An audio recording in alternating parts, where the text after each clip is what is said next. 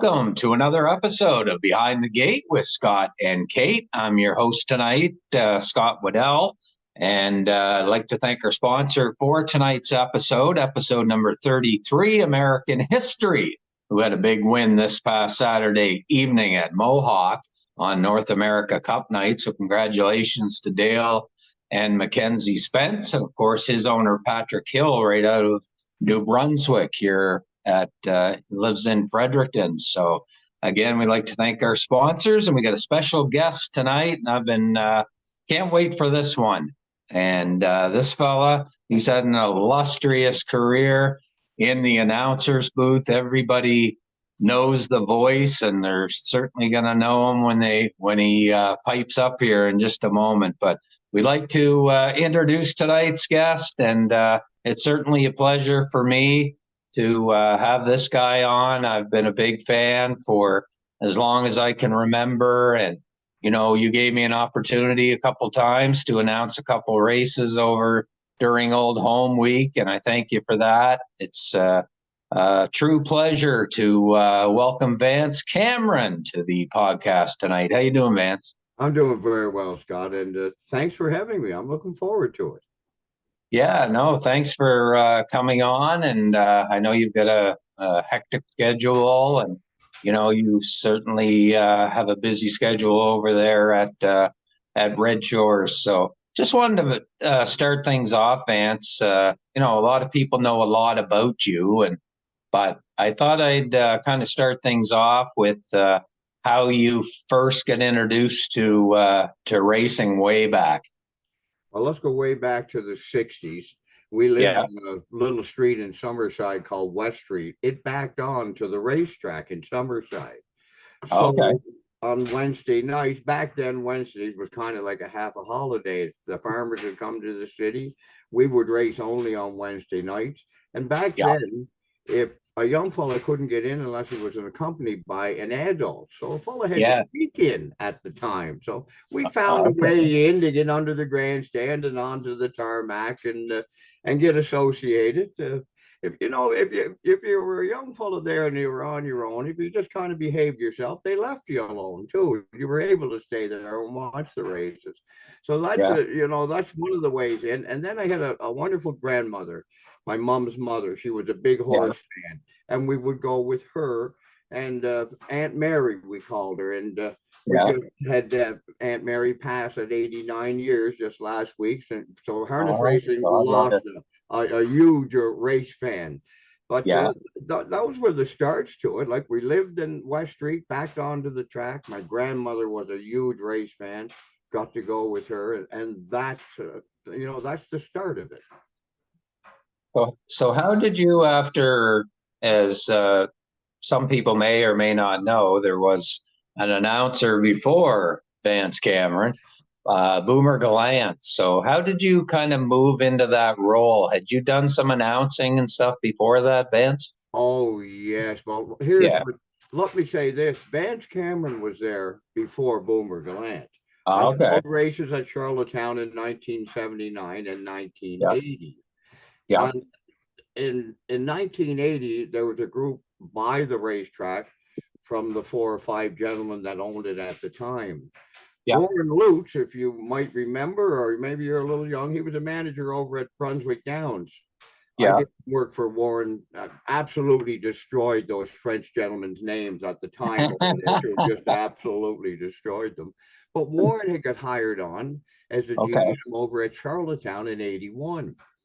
He gave me a call about a week before. He said, "Vance, they're going with a new guy." I said, "What? This late?" Anyway, they went with the new guy. The new guy was Boomer Gallant. Yeah. I wanted to call races, so I ended up getting a gig out in Saskatoon. There it was a 4-month meet at a place called Marquee Downs. It had been closed down for quite some time. From there, I jumped over to Sudbury for just a month. I was just a fill-in guy for another guy who couldn't get there until a month later. While I was in Sudbury, the gentleman who opened up Leamington Raceway was up there buying a tote board or some tote equipment of some kind.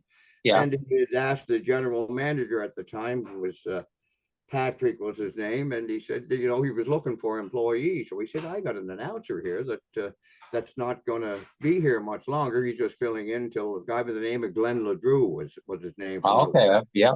Yeah. I And know his name. so he gave me the opportunity. I went to Leamington there, and I think it was 82.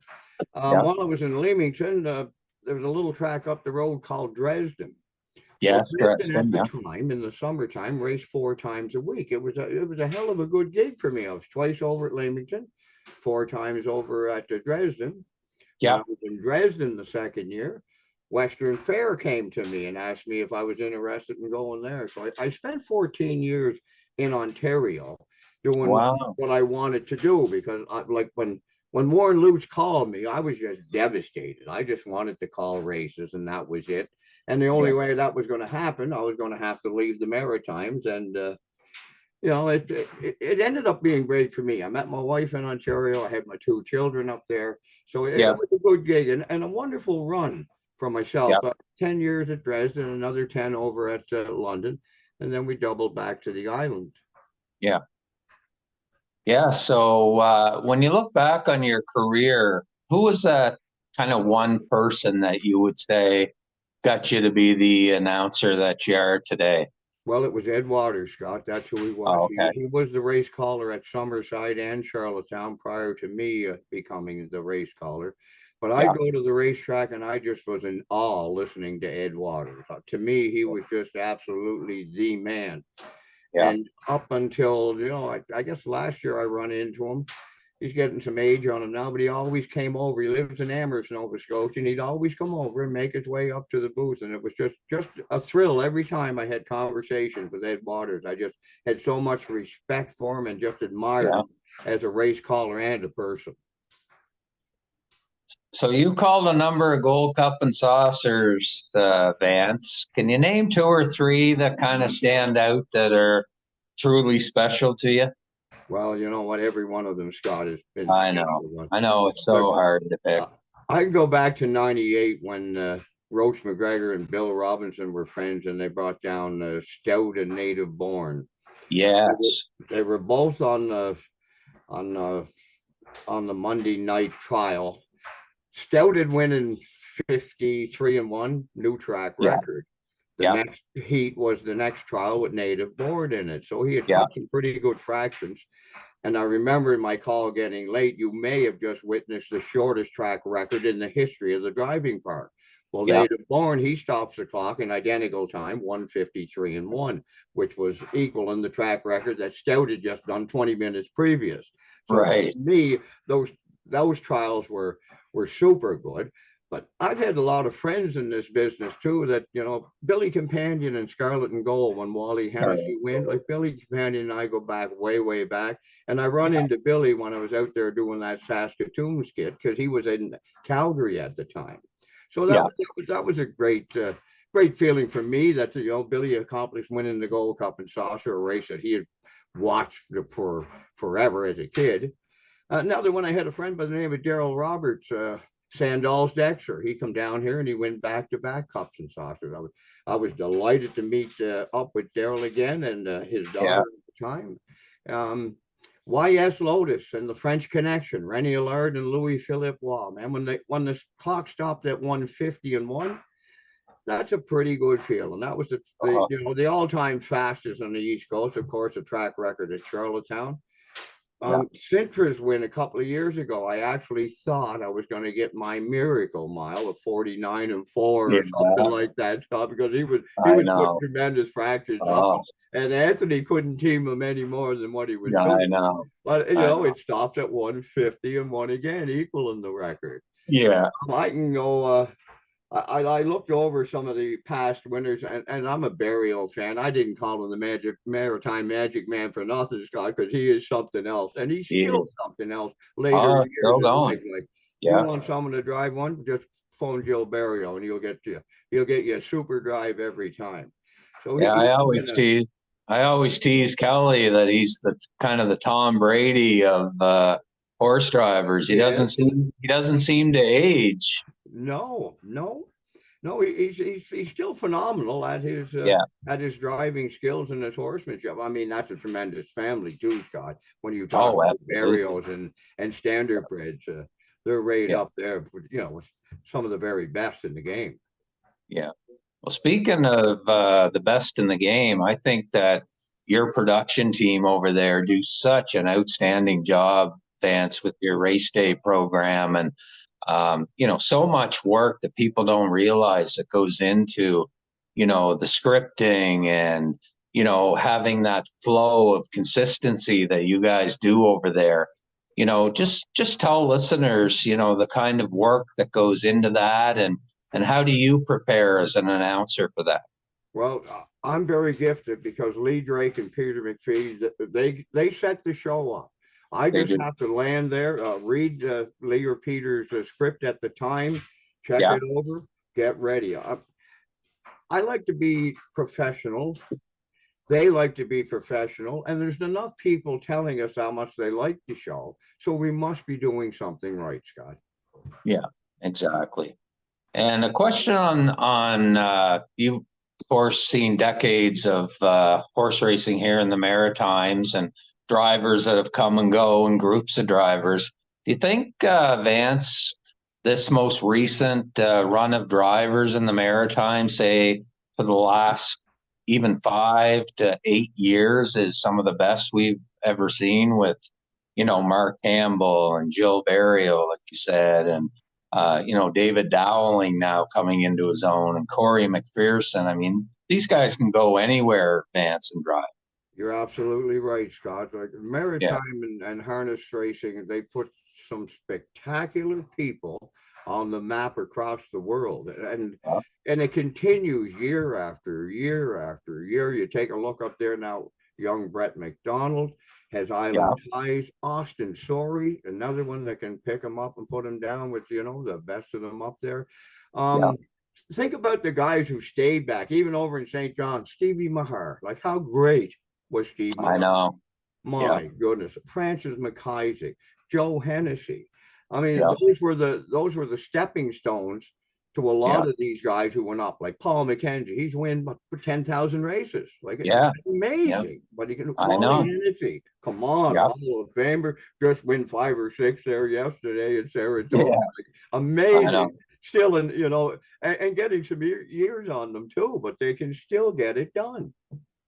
Oh yeah, absolutely. And we seen it when Mark went down to Saratoga there, and drove with some of the guys down there. And there's a guy. Do you think anybody over there, if one driver, if you had to pick a driver that will break Mark's streak of most wins at Charlottetown, who do you think it might be? Look, it would have been last year. I'd have said Burial. Now Yeah. Dowling has got a pretty good lead on him early, but he's not doesn't have Oh enough my of God. a lead, Scott, by any means of this show. Because Campbell, I think he'll retain the championship. Dowling, McPherson, they're going to give him a run for it. There's no doubt about that. But I think the Campbell's going to come back and retain the title.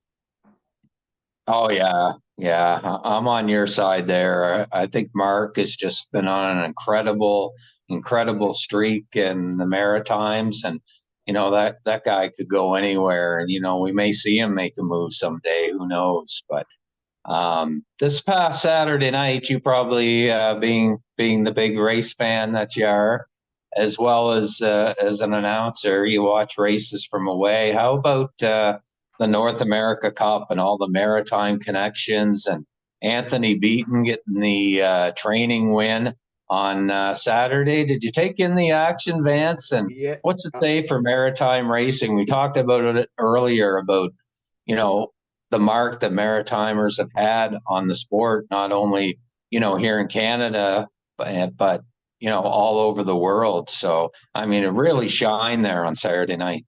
well, Woodbine had called us at Red Shore, Charlottetown, myself and Lee Drake to do a little clip on each. Well, I jumped Yeah, on the other horse at Beaton's. Was it Line Drive? No, Legendary Hanover. That's who. legendary Hanover. Yeah, he came first up. So Yeah, it was good to see him come on with the other horse, and And Louis Wahoo I seen him in the winner's circle, just as excited as you can possibly get. But you take a look at that race. You had Ronald McDonald, you had Brett McDonald, you got James McDonald, a couple of Anthony Meetons, Jody Jameson, Herb Holland. Like, wow. Herb Holland, I mean, look, you talk about the Maritimers.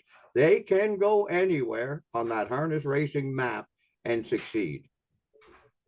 Yeah, and then not just even on the media side, we see so many guys that have left the Maritimes, Vance, that, Greg Blanchard and Chris Connor back a few years ago, and other guys that have gone on to, Curtis McDonald has made a career in the media and has done some great things. Award winner, Curtis, for his videos and his media. Like, it's incredible. Yeah, exactly. So what are your thoughts on Mitch Murphy being named the new director of racing for the commission? Well, Mitch Murphy and I go back a long, long ways. He was actually my first boss when I was working for the government doing my seasonal work. And I think he might even have been the first minister responsible for harness racing. I think he's got a big job in front of him.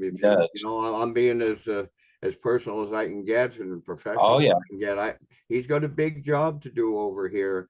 And I think he's the man for the job. I'm glad that they went local, and I'm really glad that it was Mitch Murphy on the end of it. Other than me saying that he's got a big job, and I know he'll do a good job of getting everything together over here on the commission side. Yeah, I mean, that's got to be one of the toughest jobs, Anyway, but I think, if you're going to have somebody, I mean, he was a Cam Fellow winner too. Absolutely. In Canada for the, he was really pioneer over there, Vance, as far as getting government support early on. Look, and we wouldn't be anywhere without and it goes back to Mitch and the government of the time that started that financial support and everything else they've done for us. And it really hasn't made any difference if it's been a government of blue or red. They've stuck with us all the way through it. And, we thank them very much for it. But there's a ton of spin-offs and there's a ton of people, employed with the racehorse too. So they understand that it's part of our culture and history, and they've continued to support big time. Yeah. So we're getting the stake season underway here, Vance. You've had a chance to announce a few stake races along the way, and we're going to be seeing the 2-year-olds in the not too distant future. But as far as the 3-year-olds, who's kind of standing out to you so far this year? I've only got the one, Scott, and it's kind of a personal favorite. Like, I had a wonderful friend by the name of Frank Banks over here. Frank passed a little over a year ago. He broke a filly by the name of Good Morning Nova, and he told me how much he liked her. She was a little crazy to get, out of the cross ties and up the shed row. I remember unhooking her a few times for Frank and watching her go, but he was so high on her. And she's come back this year to, she just won yesterday at Inverness. Yeah, she won yesterday. Come 57-4, but it's a pretty good trip over Inverness. So right now, and Chip of Evil hasn't come back to be the star she was quite as strong. Just a little off somewhere along the line. I'm sure Eddie Doucette will get her straightened out because she's a super filly too, as she proved last year. And on the colt side, I don't know. We had the PEI Colt Stakes here. I really don't have one that really stands out. Here he is, the big guy that's going to be the big guy.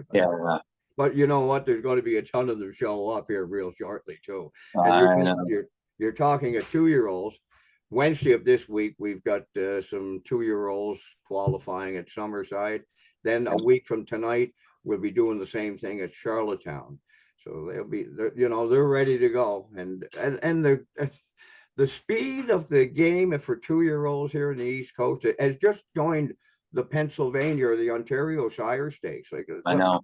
They can fly. When you get 2-year-olds that can go in 54 at a piece, and a 2-year-old filly can do 55 in a piece right here in the East Coast. I'll just tell you one thing: the breed and the speed is as good as anywhere. Yeah, and the Maritimes, as far as the Stallions that are coming in as well, that some of the farms, and a lot of them, of course, located over in Prince Edward Island, like sire like Malicious and what he's done for maritime racing. I mean, I was going to mention this horse to you anyway, but one of my favorites by Malicious is Malignity.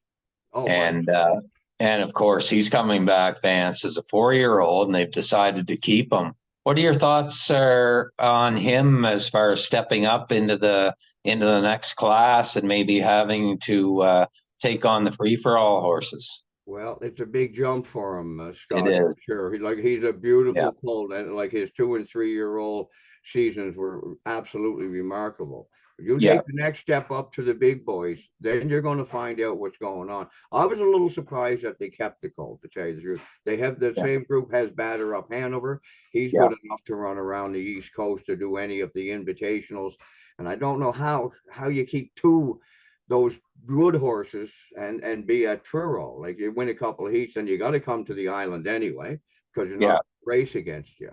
But he's had a wonderful career, don't get me wrong, and maybe he can go a little more here at the 4-year-old. Only time will tell that. Like, he's been a great horse. The Batter Up Hanover, he's been a great horse too. But he lands here at Charlottetown on a Saturday night, and he doesn't beat a horse. Like, that's how tough Charlottetown is. I'm telling you that preferred in Charlottetown, unless you're ready to boogie, boogie, boogie, you better stay wherever you're at. Yeah.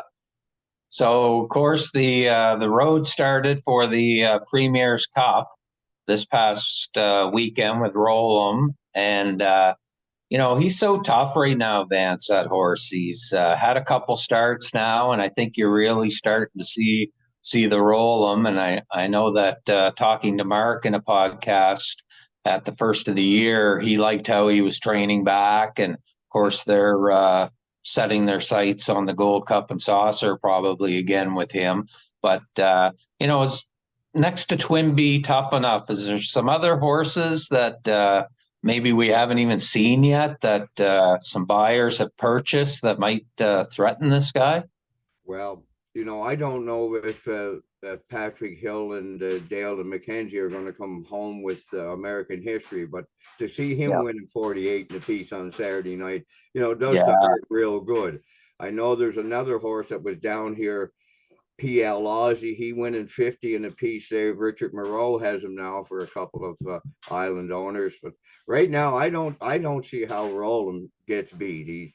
Campbell's never going to get caught in with him. He used to back him up and come with him. Now he can leave with the car, so he can either he'll leave or sit and come early. But right now, he looks to me to be tons the best. Twinbee tough enough, nice horse too, but he couldn't get to him here on Saturday night. And to tell you how quick and how good Campbell had him ready for his first start, he get beat half a length, come a quarter, 7 flat. So roll him right now. I think is by far the best that we have on the East Coast.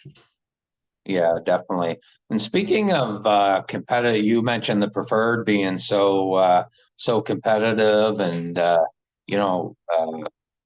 going every week, in 50, 54, 53. How about the mares, the show that they put on over there, or your preferred mares and even the next class down? I mean, you guys in the last few years have had some of the best mares classes that I've ever seen in the Maritimes.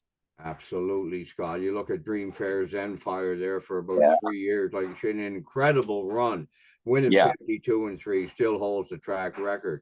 Now they stopped with that mare and they bred her and they replaced it. She's tough to replace, don't get me wrong, but Pastor Mama looked pretty good the start that she'd win. But now we're only talking 56, because these girls are going to start that 52, 53 thing here real soon. What any new ones coming, I don't know. Corey McPherson's mare is a real super mare, the Rosetown Mary. I really like her. He can do the 54 thing, come 27 on the end of it. David Dowling's mare, the Tobin's Brownie. We've been blessed, and I mean blessed with incredible race mares over here on the island. Yeah. So what do you do besides horse racing, Vance, on your free time? Well, I do work for the provincial government. It's a seasonal job. I work for Confederation Trails. It's a part of the Department of Transportation. I'm a foreman on a crew of 5. We maintain the trail from Slemon Park, which is just outside the government garage here, and we go down to the bridge at Borden. So we've got about 50 kilometers there that keeps us busy from May till the end of October. Yeah. So do you hang around the barns a lot? I know your daughter had a horse for a while, and well, my daughter. Let's go to my daughter. We have an old mare now. We raced her for years. yeah, And she wouldn't allow me to sell it. So yeah, so I've got her now. The last year we raced her was a couple of years ago. She wasn't just good enough, Scott. And yeah. I couldn't, you look at your daughter and I love her so much. Is look, Dad, you can't get rid of this mare. Dad, you can't do that. Well, we I did. know. So we started breeding her. I've got a malicious filly that I'm going to break in the fall. I've got Okay. a somewhere fancy filly that was born in May. Oh, She's awesome. she's back in fall. She's going to have a foal every year, guaranteed. She's going to break me for sure, Scott. I know. She's got a Tobago case. She's in foals, a Tobago case. So now we're riding on our own broodmare type thing. It's a ride. I enjoy it, and and it keeps her into the game too. So it's a great family affair thing. Yeah. And you had mentioned, I know this year is the 55th running of the Gold Cup and Saucer, and we kind of threw some names out there. And I had Jordan Stratton on podcast there a while back, and he mentioned that that old horse could be coming back as well. So just tell us about the excitement building up for the highlight of the maritime racing and Canadian racing, as far as I'm concerned, the Gold Cup and Saucer in August.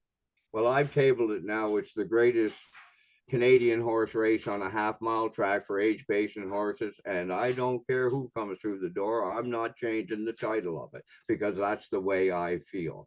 And if Yeah, Covered Bridge comes back, he's just a half-mile specialist. yeah, Incredible. The race has turned into so much international flavor. Like when Robinson come with those two horses back in the late 90s. Then along comes Mickey and Ron Burke, with Ronnie Escape the Hurt. Yeah. News and Take It Back Terry and all kinds of U.S. and Ontario interest in the race. It'll always be that race where it's the only time I get a shot at that 149-4. Let's do that first of all. Surely it's going to happen because listen, pal, I'm running out of time here. I've got 47 years in the 60s. I know I'm on the flip side here. So these real fast bullets, I mean, we've had real fast with Dollar Law, but that Yeah. 190 or 149-4 thing, like I say, I'm running out of time, Scott, to get there. But the caliber of horses, it's incredible. The ones that landed at Charlottetown for that 10 days or so. Yeah. And who would have ever thought that we'd be talking a sub 150 mile in the Maritimes, when 2 minutes used to be the gold standard back when we were younger, Vance. Yeah, that old miracle mile of 2 minutes. I remember. The Ulster, yeah. Yeah, absolutely. Willard Carr. Yeah, no, it's incredible. My first governor's plate in '78, Russell Burgoyne win with a horse called Kitley Township. 2-3-2 we went. Track record. Now Wow. Campbell win with Rolleman 51-1 last year. So it's absolutely crazy the speed of these horses today, right here on the East Coast. Yeah, exactly. Well, listen, Vance, thanks very much. I won't keep you. I just wanted to thank you again. It's been a pleasure. I've been such a big fan of yours. And as you know, I've called a few races in my life, but never reached the same pinnacle as yourself. But, I had a good chance to learn under Ingham Palmer back in the day. And, I try and do him some justice and try and keep things like this going that, if he was still with us, would probably in this day and age would have come up with something like this. Absolutely. An incredible man, Ingham Palmer was. Let me tell you something, my friend. Your best race call was the Maritimer in '09 when that filly of mine won at Elm Grove, Dallas. I'll never forget it. And you were incredible. You were incredible to us in the winner's circle. And that day in St. John, 108 milliliters of rain, fell. Oh my One of God. them bad rainy days in St. John, but that didn't wipe out no smiles or anything when that filly of mine got to the winner's circle, and you give us a little boom in the winner's circle too, pal. So I appreciate that, and thanks again for having me on. You're doing a great job here, you and Kate. It's incredible. Yeah, well, thanks very much, Vance. And again, appreciate you taking the time. And wanted to mention we got Tammy Lynn McKay coming on in a couple episodes, as well as we'll talk to Bob McClure Oh yeah. coming from Ontario as well. So thanks very much, Vance. And again, thanks to our sponsor, American History, who was a big winner this past Saturday evening on North America Cup night, and his owner, Patrick Hill, sponsoring our podcast tonight. So thanks again. And I'm Scott Waddell with Behind the Gate with Scott and Kate. And we'll see you next time.